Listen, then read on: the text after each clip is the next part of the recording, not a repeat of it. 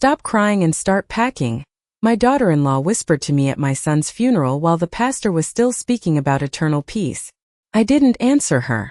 I just stood there beside Thomas's casket with my black gloves folded tightly in my hands, staring at the polished wood as if I could somehow force myself to believe this nightmare wasn't real. The church smelled faintly of lilies and candle wax, and outside the stained glass windows, cold November rain slid down the sky in slow gray streaks. My son was dead. 46 years old.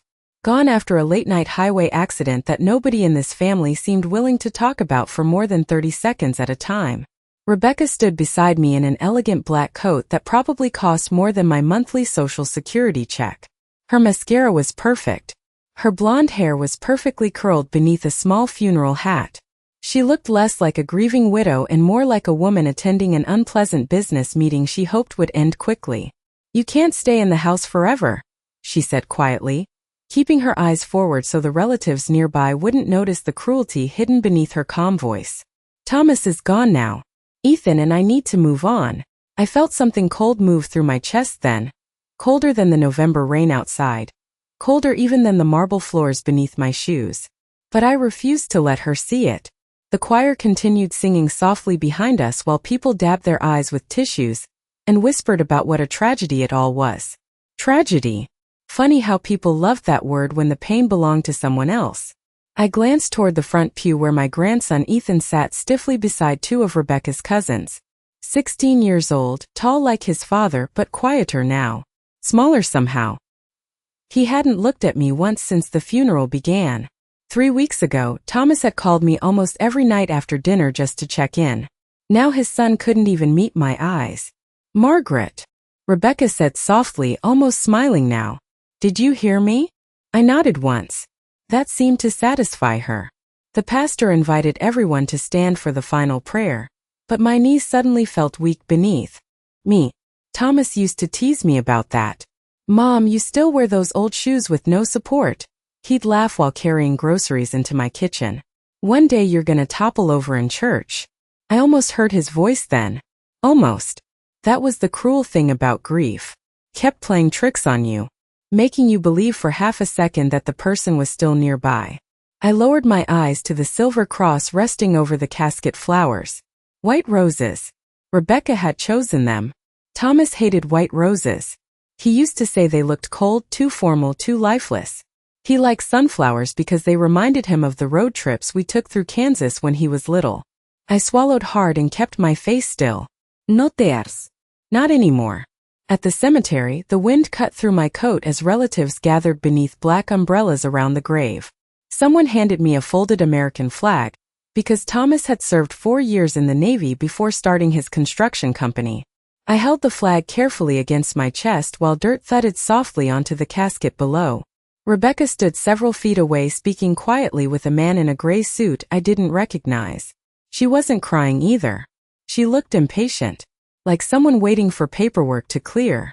After the burial, everyone drove back to the house for the reception. My house. The same 2-story colonial Thomas grew up in. The same house my late husband and I spent 34 years paying off. I arrived last because I couldn't stop staring at the empty passenger seat beside me. Rainwater dripped from my umbrella as I stepped onto the front porch, but when I reached into my purse for my key, my hand froze. It wasn't there. I searched again slowly, then faster. Lipstick, tissues, wallet, but no key. The front door opened before I could knock. Rebecca stood there holding a glass of white wine. "Oh," she said casually. "I had the locks changed this morning." She stepped aside just enough for me to enter. "It's easier this way while we reorganize things." Behind her I noticed something else. The framed family portrait that used to hang above the fireplace was gone. The house felt wrong the moment I stepped inside. Not empty. Not quiet. Wrong. Like a hotel room built to resemble a memory I used to live in. The warm scent of Thomas's cedar cologne had disappeared, replaced by vanilla candles burning near the kitchen island. Rebecca always hated cedar. Said it smelled old-fashioned. Wet umbrellas leaned against the hallway wall, while relatives filled paper plates with cold sandwiches and potato salad from the dining room buffet. Someone had turned on soft jazz music, low enough to sound respectful but loud enough to cover uncomfortable silences. I stood near the doorway holding my purse with both hands while nobody seemed to notice I had stopped moving. 34 years in this house, and suddenly I felt like a visitor waiting to be told where I could sit. "Margaret, there you are," Rebecca's sister Allison said brightly as she brushed past me carrying a tray of wine glasses. "You should eat something." I nodded politely even though my stomach had been tight for days. Across the room, I saw Rebecca laughing quietly with the man in the gray suit from the cemetery. He looked younger than her, maybe early 40s, with polished shoes and expensive haircuts people in the suburbs like to pretend were effortless. Realtor, I guessed. Or attorney. Either way, he did not belong at a funeral reception smiling beside a widow less than 2 hours after burial. Rebecca caught me looking and immediately lowered her voice. The smile vanished from her face so quickly it almost impressed me. "The guest room is ready for you," she said when she finally walked over. "Not your room. The guest room. I thought you would be more comfortable downstairs now." Comfortable. Such a harmless word. Such a cruel one too. My bedroom was upstairs beside Thomas's old room. It had been mine since Ronald and I bought this house in 1987. I painted those walls myself while 8 months pregnant, balancing carefully on a ladder because we could not afford contractors back then. I still remembered the smell of fresh paint and summer heat drifting through the windows while Ronald read newspaper ads aloud and Thomas kicked inside my stomach. Now Rebecca stood in front of me acting as though she were kindly assigning seats on a flight. "I can manage the stairs," I said softly. Her jaw tightened almost invisibly. "Of course," she replied. "I just assumed." She let the sentence fade away unfinished. That was Rebecca's favorite strategy. Leave the insult floating in the air so everyone else could pretend it was never spoken. Ethan appeared beside the staircase then, hands shoved into the pockets of his dark suit. His eyes looked exhausted, red around the edges. He had Thomas's eyes exactly, the same heavy sadness when trying not to show emotion. "Grandma," he said quietly, just one word, but it felt honest. More honest than anything else inside this house. "Isuadhart." I touched his arm gently. "Have you eaten?" He shrugged. "Not really." Rebecca glanced toward him immediately. "Ethan, honey, your uncle drove all the way from Cincinnati. Go say hello." The boy hesitated for half a second before walking away without another word. I watched him disappear into the crowd of relatives and neighbors carrying sympathy casseroles nobody would eat tomorrow. Then I noticed something else. The hallway table near the stairs had been cleared off completely. Ronald's framed Navy photograph was gone. So was Thomas's high school football picture, and the silver bowl I kept my house keys in for 20 years. Empty space remained where our family history used to sit. Rebecca followed my eyes and crossed her arms calmly. "I am simplifying things," she explained. "Too much clutter can make grief worse." I looked at her for a long moment then. Really looked at her. At the perfect pearl earrings. The smooth makeup. The posture so straight and composed it almost seemed rehearsed. She was not grieving. She was reorganizing. That was when I understood something that made my chest tighten harder than it had at the cemetery. This had not started after Thomas died. This had started before he was buried. Maybe before he even died at all. Later that evening, after most guests finally left, I walked upstairs anyway. Slowly, one hand against the railing. The hallway light was off, but moonlight from the back windows stretched across the carpet in pale silver lines. When I reached my bedroom door, I stopped cold. The door was locked. I stood outside the locked bedroom door for several seconds without moving. The hallway was silent except for the faint hum of the downstairs refrigerator and the distant clink of dishes from the kitchen below. My own bedroom, locked like I was some stranger wandering through another family's home. I rested my fingertips lightly against the brass doorknob Ronald installed himself almost 30 years ago after the original one broke during a winter storm. He spent half a Saturday fixing it while Thomas handed him tools that were too heavy for his little arms. I could still picture the two of them kneeling in the hallway laughing because Thomas kept mixing up the screwdriver heads. Some memories stay sharp no matter how much time passes. Others disappear overnight. I wondered which kind Rebecca hoped to erase first. "You should not be up here."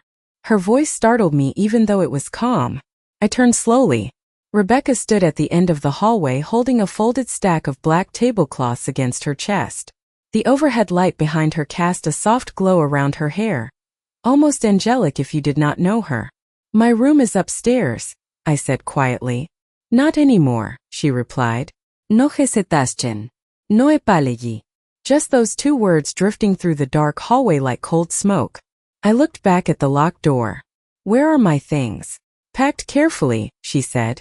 "I moved everything downstairs while you were resting earlier." Resting? Another harmless word sharpened into something cruel. I nodded once because I suddenly understood arguing would only feed whatever satisfaction she was searching for. Rebecca watched me carefully then, almost disappointed by my silence. People like her always expected emotion. Tears. Raised voices. Begging. Calmness unsettled them. "You need to start thinking practically," she continued after a moment. "The house is too much for one person now." One person.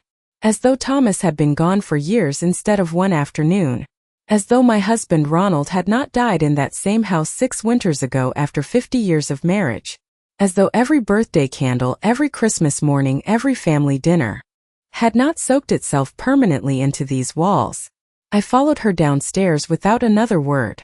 The guest room sat beside the laundry area near the back of the house. Small. Window facing the side fence. Beige walls. A room we once used for visiting cousins during Thanksgiving. My suitcases stood beside the narrow bed already zipped closed. That was what hurt the most. Not the room itself. Not even the locked door upstairs. It was the suitcases. Seeing my life packed neatly like somebody preparing for an airport shuttle in the morning. Rebecca set the tablecloths on top of the dryer. "I thought this would be easier for everyone," she said softly. "Especially Ethan." There it was. The shield she always used. Motherhood. Concern. Family stability. Words people rarely questioned when spoken by a polished suburban widow in pearl earrings. "Does Ethan know you locked me out?" I asked. Her expression hardened slightly. "Ethan is grieving. So am I." For the first time that evening, silence stretched between us long enough to feel honest. Rebecca crossed her arms slowly. "Thomas worried about you before he passed." That sentence landed strangely. Wrong somehow. "What do you mean?" She glanced away too quickly. "He thought you depended on him too much." I stared at her then. Not angry. Just listening. Really listening. Because Thomas never would have said that. My son called every Wednesday night whether he was busy or not. He fixed my porch light without being asked. He brought groceries after snowstorms. Last month he drove 40 minutes just to reset my television remote because he knew technology frustrated me. Thomas was patient, steady, loyal almost to a fault. The kind of man who still mailed birthday cards instead of sending text messages. Rebecca was lying. Maybe not entirely, but enough. I felt it in my bones. She shifted uncomfortably beneath my silence. Then her phone buzzed. She glanced down at the screen and smiled before catching herself. "I need to take this," she said quickly. She stepped into the hallway and lowered her voice, but the laundry room carried sound strangely at night. "Tomorrow morning should work," she whispered. "Yes, the sooner the better." Before she starts asking questions. I stood perfectly still beside my packed suitcases while the dryer ticked softly behind me. Then I looked toward the small window above the bed and noticed something outside near the driveway. A dark gray sedan I did not recognize parked beneath the maple tree. The same man from the funeral stepped out holding a leather folder against his chest. I waited until the house finally went quiet before opening the guest room door again. The grandfather clock in the living room struck midnight with the same deep sound it had made every night since Ronald bought it from an antique shop outside Philadelphia 22 years ago. Back then Thomas complained the chimes were too loud. Ronald loved them anyway. Said a home should sound alive. Now the clock echoed through empty hallways like something mourning beside me. I walked slowly toward the kitchen, careful not to let the floorboards creak. The rain had stopped sometime after midnight, leaving faint silver reflections across the hardwood floors from the backyard lights outside. Half-empty wine glasses still sat on the counter beside folded napkins and untouched lemon bars from the reception. Rebecca hated waste. Strange she left the kitchen like this. Then again, maybe she assumed I would clean it in the morning out of habit. Some roles become invisible after enough years. Mother, wife, caregiver. You stop being seen as a person and start being treated like part of the furniture. I filled a glass with water and stood quietly at the sink. That was when I noticed the folder. Dark blue leather. Left carelessly beside the fruit bowl near the stove. Probably forgotten in the rush after guests left. I recognized the initials embossed in silver on the corner. C&M Realty Group. So the man from the cemetery was a realtor after all. My fingers rested lightly against the folder for a second before I opened it. Inside were property documents, floor plans, market estimates, notes written in Rebecca's narrow handwriting. Suggested listing price, $1.8 million. Recommended staging updates. Remove outdated furniture, repaint interior, modernize landscaping. I stared at the page for several long seconds before realizing what unsettled me most. The documents were dated 2 weeks before Thomas died. 2 weeks. My heartbeat slowed instead of quickened. That was something age teaches you eventually. Panic clouds the mind. Calmness sharpens it. I turned another page carefully. There, clipped near the back, sat a draft timeline labeled Occupancy Transition. Week 1. Funeral Arrangements. Week 2. Estate Consultation. Week 3. Prepare house for sale after relocation of dependent occupant. Dependent occupant. I almost smiled then. 50 years of paying mortgages, raising children, surviving winters and funerals and hospital waiting rooms, and somehow I had become a dependent occupant in my own home. Footsteps sounded softly upstairs. I closed the folder immediately and slid it back exactly where I found it. A second later, Rebecca entered the kitchen wearing silk pajamas beneath a cream-colored robe. She stopped when she saw me standing there. "You are awake late," she said casually, though her eyes flicked toward the counter almost instantly. "Could not sleep," I replied. Neither of us mentioned the folder. She walked to the refrigerator and poured herself sparkling water into a wine glass, as though we were two polite strangers sharing a vacation rental. "Tomorrow is going to be busy," she said. "George Callahan is stopping by in the afternoon." I looked at her carefully. George Callahan had been Ronald's attorney for nearly 30 years. He handled our wills, our taxes, the paperwork after Ronald passed away. "Why?" I asked. "Estate matters," she answered too quickly. "Just routine things." Routine. Another word people use when hiding sharp edges. She leaned lightly against the marble counter and studied me over the rim of her glass. "Margaret, I know this transition is emotional for you." Transition. Like I was moving between retirement communities instead of being erased from my own family home. But eventually everyone has to accept reality. I nodded slowly. "And what reality is that?" For the first time all evening, her composure slipped just slightly. "Thomas is gone," she said quietly. "And things belong to Ethan and me. Now. Things. Not memories. Not family. Things." I looked down at the kitchen table then. The surface still carried tiny scratches from years of homework sessions and holiday dinners and Thomas carving his initials into the underside when he was 10 years old because he thought nobody would ever notice. Ronald found it anyway and laughed so hard he cried. I ran my fingertips lightly across the wood grain. "Thomas loved this house," I said softly. Rebecca did not answer. Because deep down I think she knew something already. Houses remember people differently than money does. And this house still remembered me. The next morning arrived gray and bitterly cold. Thin frost covered the backyard grass, and the maple tree outside the kitchen window looked almost silver beneath the pale sunrise. I woke before anyone else, though I barely slept at all. The guest room mattress sagged in the middle, and every unfamiliar sound in the house kept pulling me awake. Pipes shifting, floorboards creaking upstairs, cabinet doors opening softly sometime after 2 in the morning. Rebecca moved around the house late at night now. Quietly. Like someone organizing a life she wanted completed before witnesses noticed things disappearing. I folded the blanket neatly at the foot of the bed and sat there for a moment staring at my packed suitcases. The same blue luggage Ronald bought before our 20th anniversary trip to Maine. Thomas was 14 then and furious we were leaving him with his aunt for 5 whole days. He called the hotel 3 times the first night just to ask when we were coming home. Some children grow out of needing you. Thomas never really did. which was why Rebecca's words from the night before stayed lodged in my mind like splinters. Thomas worried about you too much. No. That sentence did not belong to my son. Upstairs, footsteps crossed the hallway. Then silence. Then a door shutting. I walked carefully into the kitchen wearing my robe and found Ethan sitting alone at the table eating dry cereal straight from the box. Morning light fell across his face, making him look even more exhausted than yesterday. There were dark shadows beneath his eyes now. He looked up quickly when he saw me, almost guilty somehow. "Morning, Grandma," he said quietly. "Morning, sweetheart." I filled the coffee maker with water while he stared down into the cereal box again. The kitchen felt fragile this early in the morning. Honest in a way it never did once Rebecca woke up. "Did you sleep?" I asked. He shrugged. "Not really." Neither of us said Thomas's name. Sometimes grief sits too large in a room to be spoken directly. The coffee machine sputtered softly behind me. Ethan hesitated for several seconds before speaking again. "Mom has been talking to people a lot lately." I turned slowly. "What people?"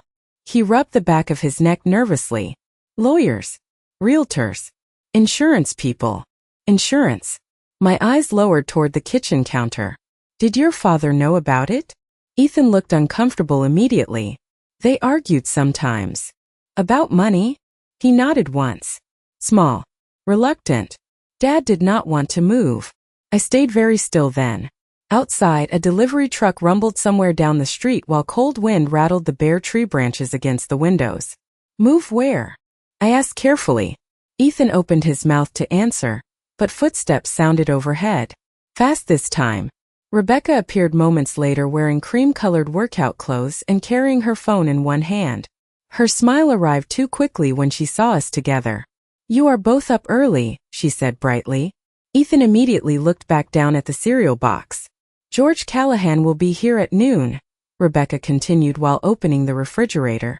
"We should all try to stay calm today." Calm. Interesting choice of word before an attorney visit. "What exactly is happening at noon?" I asked. She closed the refrigerator door harder than necessary. "Just estate clarification." Estate clarification. Every sentence from her sounded rehearsed now, like she practiced them in front of mirrors before saying them aloud. Ethan suddenly stood from the table so quickly his chair scraped sharply across the floor. "I forgot my backpack upstairs." He avoided looking at either of us as he hurried out of the kitchen. Rebecca watched him leave with narrowed eyes before finally turning back toward me. "He is overwhelmed," she said quietly. "Teenagers process loss differently." I poured coffee slowly into Ronald's old ceramic mug, the one with the chipped handle nobody else liked using. "And how are you processing it?" I asked. For half a second, something cold passed across her face. Irritation maybe. Or exhaustion from pretending. Then the polished expression returned. "By handling reality." She glanced toward the staircase before lowering her voice slightly. "Margaret, after today, things are going to change around here. I hope you understand that fighting it will only make everything harder." I lifted the mug to my lips without answering. The coffee tasted weak. Too much water. Thomas always made it stronger because he said mornings deserved seriousness. I stared down into the dark liquid while Rebecca checked messages on her phone nearby. Then very quietly, I noticed something sticking out beneath the kitchen trash can beside the island. A folded corner of familiar blue paper. Navy blue. The exact color of the folder I saw last night. Rebecca left the kitchen a few minutes later after checking the time on her phone twice in less than 30 seconds. Nervous people always revealed themselves in small ways. A tightened jaw. Fingertips tapping against countertops. Repeating the same words too carefully.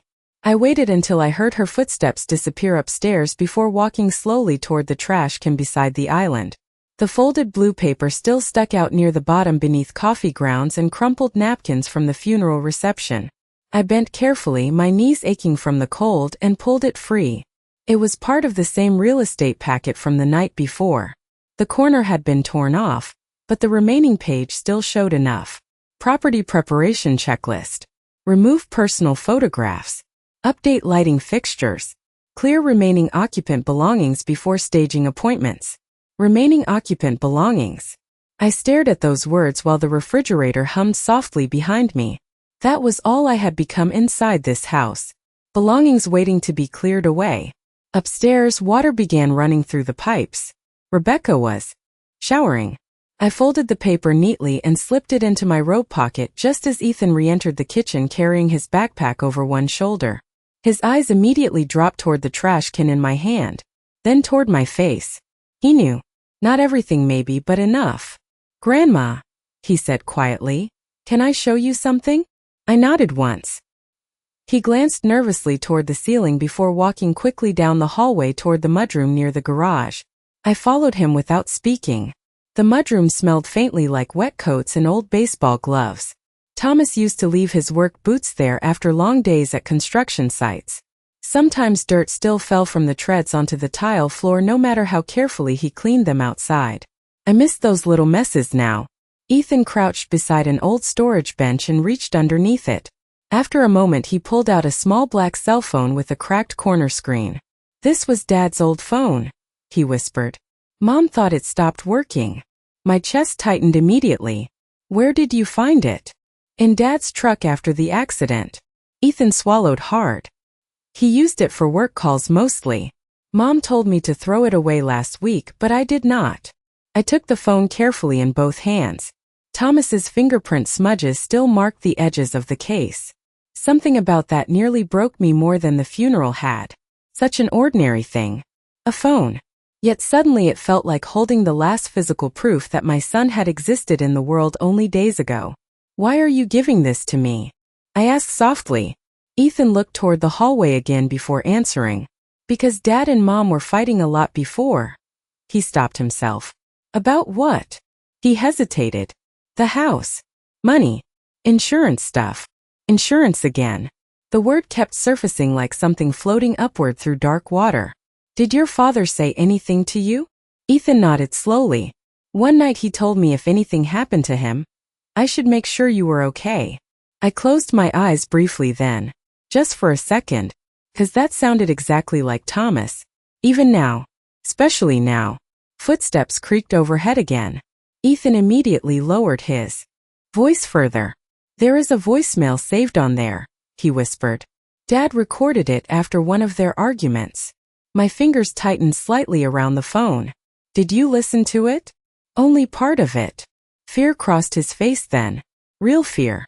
Not teenage discomfort. Something deeper. "Grandma, I think Dad knew something was wrong." Before I could answer, the mudroom door leading into the garage suddenly opened. Rebecca stood there holding her car keys, perfectly dressed again in cream-colored slacks and a fitted sweater. Her eyes moved instantly from Ethan to the phone in my hands. Everything inside her face froze. Not grief. Not sadness. Panic. Quick and sharp before she buried it beneath another practiced smile. "What is that?" she asked lightly. Ethan stepped backward immediately. "Nothing," he muttered. Rebecca walked closer slowly. Too slowly. "Ethan," she said calmly. "Go wait in the car." He looked at me once before leaving through the garage without another word. The moment the door shut behind him, Rebecca's polite expression disappeared completely. "That phone should have been thrown away," she said quietly. I looked down at the cracked screen in my hands, then back at her. "Why?" For the first time since the funeral, Rebecca did not answer right away. Rebecca stared at the phone in my hands as though it were something dangerous sitting between us. The garage behind her smelled faintly of cold air and gasoline, and somewhere outside, Ethan had already started the car engine. I noticed Rebecca's fingers tighten around her keys hard enough for her knuckles to pale. Then, just as quickly, her polished expression returned. "Because it is broken," she said smoothly. "And because keeping old things around only makes grieving harder." I almost admired how quickly she recovered. Almost. I looked down at the cracked screen again. "Thomas kept old things all the time," I replied quietly. "Especially when they mattered." Her jaw shifted slightly. Tiny movement. Barely noticeable unless you were watching carefully. "Margaret," she said, lowering her voice, "I know this has been emotional for you, but you need to stop turning ordinary things into drama." Ordinary things. That was becoming her favorite phrase now. As though locked bedrooms, packed suitcases, hidden property documents, and discarded phones were all perfectly normal parts of widowhood in suburban America. I slid the phone into my robe pocket calmly. "I am not creating drama," I said. "I am paying attention." Something cold flickered across her eyes then. Not sadness. Not guilt. Annoyance. Like a woman frustrated that a problem she expected to disappear quietly had suddenly started asking questions. Before she could answer, the front doorbell rang through the house. Sharp. Clear. Rebecca blinked once and immediately straightened her sweater sleeves. "That will be George," she said quickly. She turned toward the hallway but paused before leaving. "Please do not mention the phone." There it was. Not anger. Not denial. Fear. Small but unmistakable. I watched her walk away toward the front door while my heartbeat remained strangely steady. At my age, instincts become louder than panic. And every instinct inside me now whispered the same thing. Thomas had known something before he died. The front hallway filled with polite greetings moments later. George Callahan's voice carried warmly through the house, older and slower than I remembered. "Rebecca," he said kindly, "I am very sorry for your loss." "Thank you for coming," she answered with practiced softness. I stepped into the hallway a few seconds later and saw George removing his wool coat near the staircase. He looked older than the last time I saw him after Ronald's funeral. More gray hair.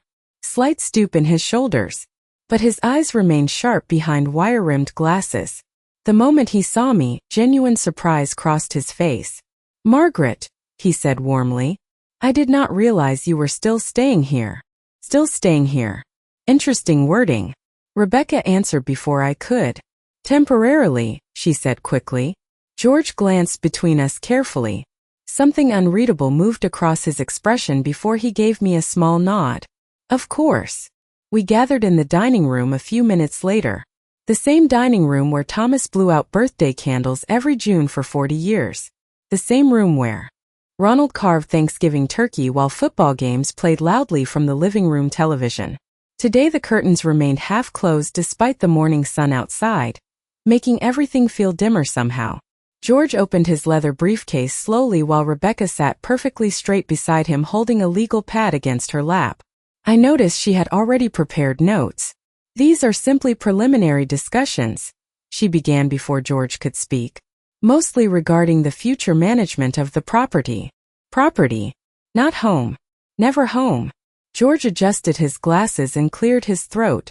"Actually, Rebecca, before we proceed, there is something I need clarified first." For the first time all morning, Rebecca looked uncertain. "Clarified." George opened a folder carefully. Ownership records. Silence settled heavily across the dining room.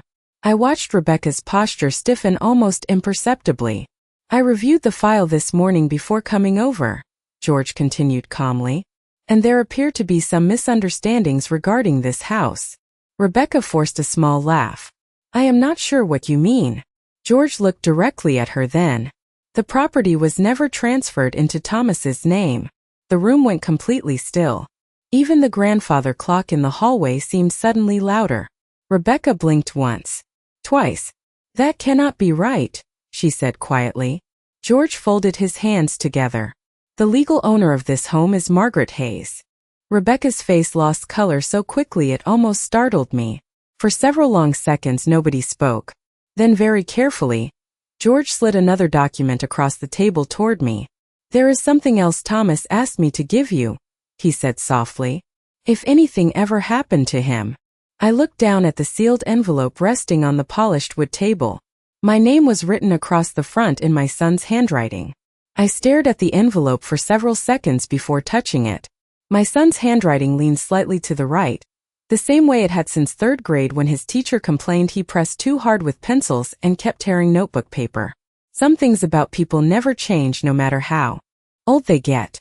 The room around me felt strangely distant suddenly. The grandfather clock ticking in the hallway.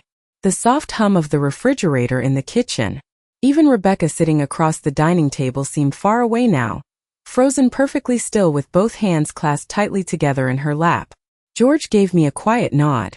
"Take your time," he said softly. My fingertips slid carefully beneath the envelope flap. Inside was a folded letter, and a small silver flash drive attached to a keychain I recognized instantly. A tiny brass lighthouse from our family vacation in Cape Cod 15 years ago. Thomas bought matching ones for all of us at a tourist shop near the harbor because Ethan kept losing his house keys. I swallowed hard before unfolding the letter. Mom, if you are reading this, then something has already gone wrong. I stopped breathing for a second, not because the words shocked me, because they sounded exactly like Thomas speaking aloud.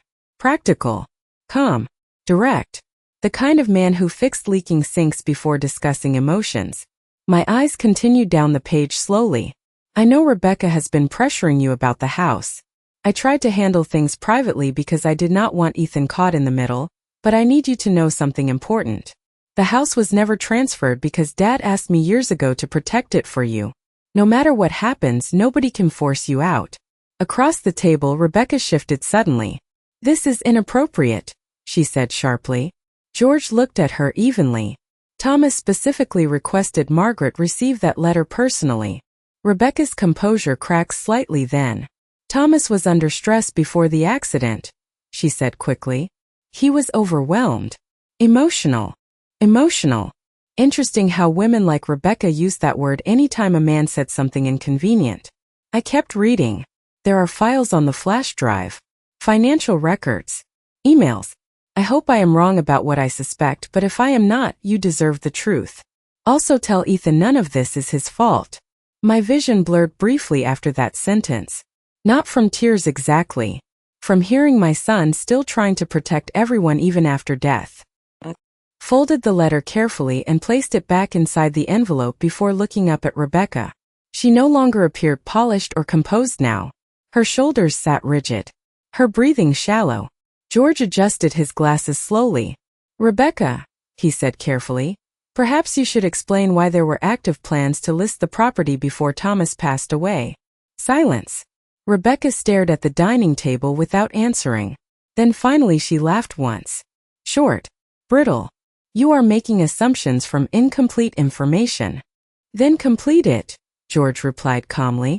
Her eyes snapped toward him. Thomas wanted a fresh start, she said quickly. We discussed downsizing months ago. Without informing Margaret? George asked. The legal homeowner?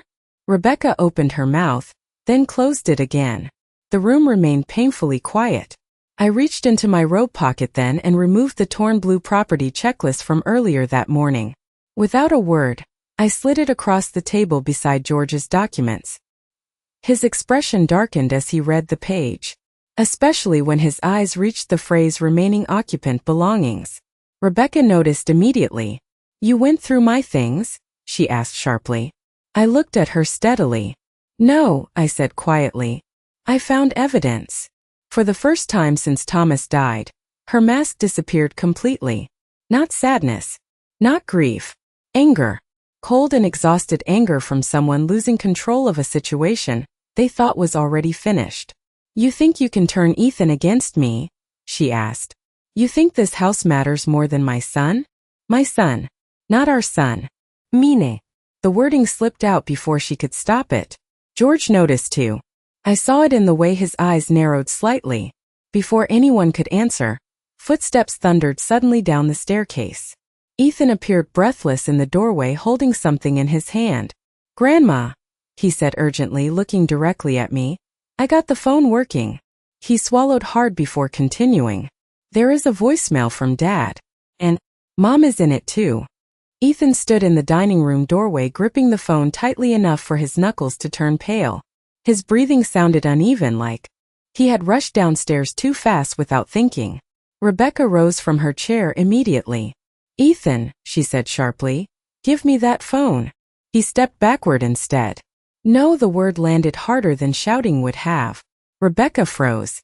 I realized then this might have been the first time her son had openly refused her. George slowly removed his glasses and folded them in his hands without speaking. Nobody moved for several seconds. Then Ethan walked directly toward me and placed the phone carefully beside Thomas's letter on the dining room table. Dad recorded over an old work message, he said quietly. I found it by accident. Rebecca's face had gone completely colorless now. You do not understand what you heard, she said quickly. Your father and I were arguing. Married people argue. Ethan looked at her with exhausted eyes far older than 16. Dad sounded scared. Silence swallowed the room after that sentence.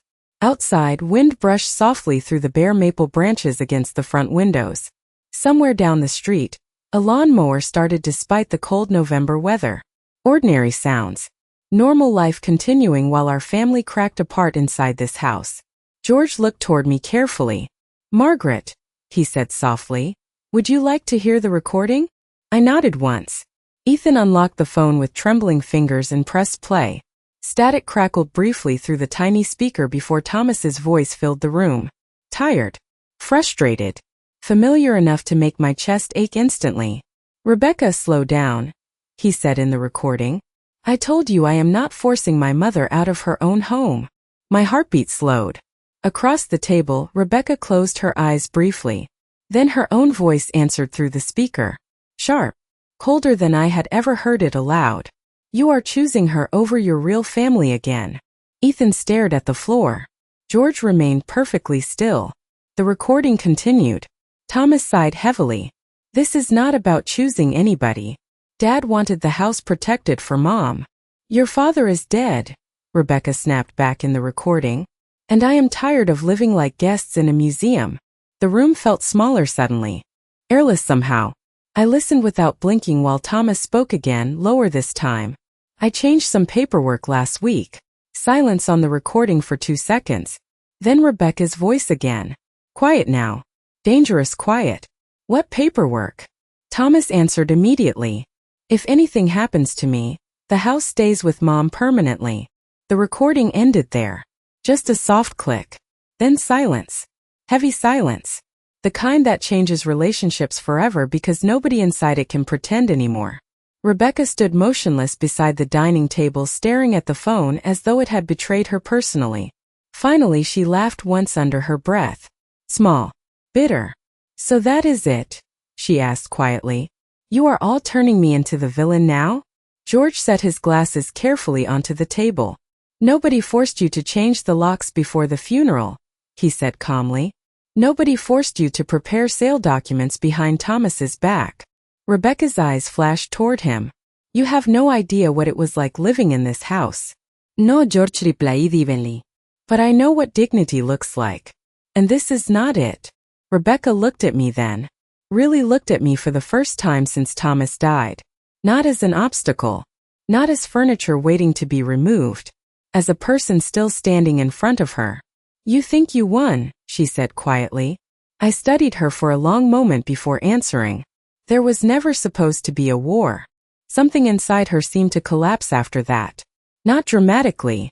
No yelling. No tears. Just exhaustion finally replacing control. She grabbed her purse from the kitchen counter and walked toward the front door without another word. Ethan flinched slightly as she passed him, but she did not stop. A moment later the front door opened, then closed. The house fell silent again. George released a long breath and rubbed his forehead.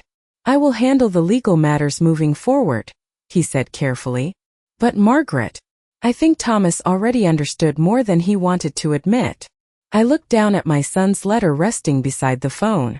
Then toward the hallway leading upstairs to the bedroom Rebecca had locked me out of less than 24 hours earlier. My home. Ronald's home. Thomas's childhood home. Still standing exactly where it always had. Ethan moved quietly beside me then. "Grandma." I turned toward him. His eyes were red again but steadier somehow. Less afraid. "Can I still stay here with you?" I reached for his hand without hesitation. "As long as you want." Outside the dining room windows, cold sunlight finally pushed through the clouds for the first time since the funeral. And for the first time since burying my son, the house no longer felt like it was waiting for me to leave.